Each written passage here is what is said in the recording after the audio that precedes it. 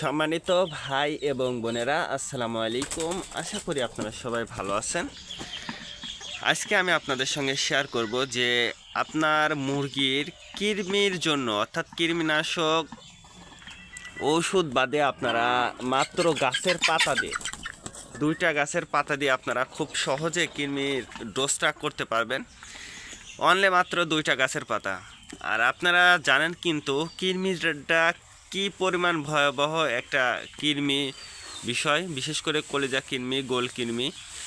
আসলে এই কৃমির জন্য কিন্তু আপনার মুরগি শেষ পর্যন্ত মারা যেতে পারে। তার কারণ এই কৃমি যখন হয় আপনার মুরগিটা কিন্তু ঝিমাবে। আর এই সময় যদি আপনারা সঠিক নিয়মে চিকিৎসাটা যদি করতে না পারেন, সেক্ষেত্রে আপনার মুরগিটা কিন্তু মারা যেতে পারে। 3 মাস পর পর অবশ্যই আপনারা চেষ্টা করবেন যে কৃমি ডোজ করার জন্য। আপনারা যে শুধুমাত্র গাছের পাতা দিয়ে আপনারা কৃমির ডোজ করবেন, কথা কিন্তু এমন নয়। তার কারণ আপনারা যদি মনে করেন যে মানুষের যে কৃমির ওষুধ আছে সরকারিভাবে যেটা ফ্রি দেয়, ওই কৃমির ওষুধটাও কিন্তু আপনার মুরগিকে আপনি খাওয়াইতে পারবেন খুব সহজে। তার কারণ মানুষেরটা কিন্তু মুরগিকেও খাওয়ানো যায়। আবার আপনি যদি মনে করেন যে, বিশেষ করে যারা গ্রামে বাস করেন, যদি মনে করেন যে আমি গাছের পাতা দিয়ে কৃমিনাশক ডোজ করব, সেটাও কিন্তু আপনারা করতে পারবেন। তে আপনার মুরগিটা সুস্থ রাখার জন্য কিন্তু আপনার সব ধরনের পদ্ধতিটাই কিন্তু জানতে হবে। শুধুমাত্র আপনারা যে ওষুধের পর নির্ভর করবেন, কথা কিন্তু এমন নয়। তার কারণ গ্রামে বাস করলে দেখবেন যে সবসময় কিন্তু আপনি সব ধরনের ওষুধ কিন্তু হাতের নাগালে পাবেন না।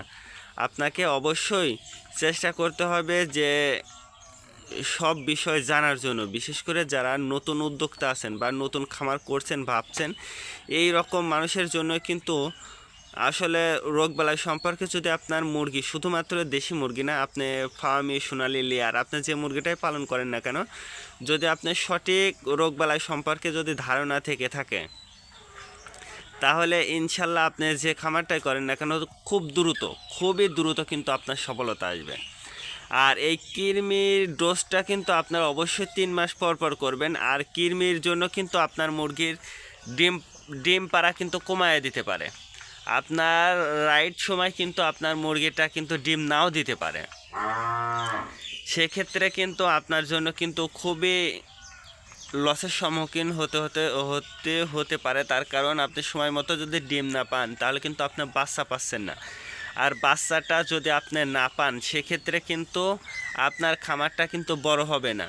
আর আপনি যদি মনে করেন যে শুধুমাত্র মাংসের জন্য আমি তৈরি করব, বাচ্চাটা কিনে আনবো, সেটাও আপনি করতে পারেন, কিন্তু সেটা করলেও আপনার কৃমির ডোজ কিন্তু করাই লাগবে। তার কারণ কৃমির ডোজটা যদি আপনি না করেন, সেক্ষেত্রে কিন্তু আপনি মুরগি সুস্থ রাখতে পারবেন না, মুরগি ওজনে আসবে না, গ্রোথও আসবে না।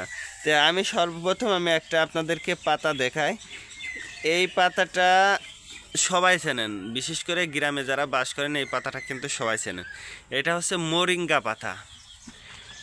আর এটা শর্টকাট যেটা আমরা গ্রাম্য ভাষায় যেটা বলি, এটা হচ্ছে সজনার পাতা। আমরা কিন্তু সজনার পাতা কিন্তু সবাই কম বেশি কিন্তু সবাই চিনি। তো এই পাতাটা দিয়ে কিন্তু আপনারা কিন্তু খুব সহজেই কিন্তু আপনার মুরগিকে খাওয়াইতে পারেন। তারপরে যে পাতাটা আমি আপনাদেরকে দেখাবো, এটাও কিন্তু আপনারা খুব সহজে চেনেন। এই পাতাটাও কিন্তু আপনারা খুব সহজে চেনেন। এটা হচ্ছে নিমের পাতা। এই নিমের পাতা কিন্তু আপনার মুরগির কৃমির জন্য কিন্তু খুব ভালো মানের একটা পাতা। এইটা কিন্তু প্রথমে আপনি এই দুইটা পাতা একসঙ্গে মিক্স করে কিন্তু রস করে আপনারা আপনার মুরগিকে খাওয়াইতে পারেন। অথবা যারা খাঁচাতে মুরগিটা পালন করেন, সেক্ষেত্রে আমি আপনাদেরকে বলবো যে যদি আপনারা খাঁচার সঙ্গে বেঁধে দিয়ে যদি আপনারা মুরগিকে খাওয়াইতে পারেন, দেখবেন যে ইনশাল্লাহ আপনার মুরগির কৃমি চলে যাবে ইনশাল্লাহ। তে আপনারা কোন জেলা থেকে আমার এই ভিডিওটা দেখছেন, অবশ্যই কমেন্টের মাধ্যমে জানিয়ে দেবেন। আপনি যদি আমাদের চ্যানেলে নতুন হয়ে থাকেন, তাহলে অবশ্যই আমাদের চ্যানেলটা সাবস্ক্রাইব করবেন।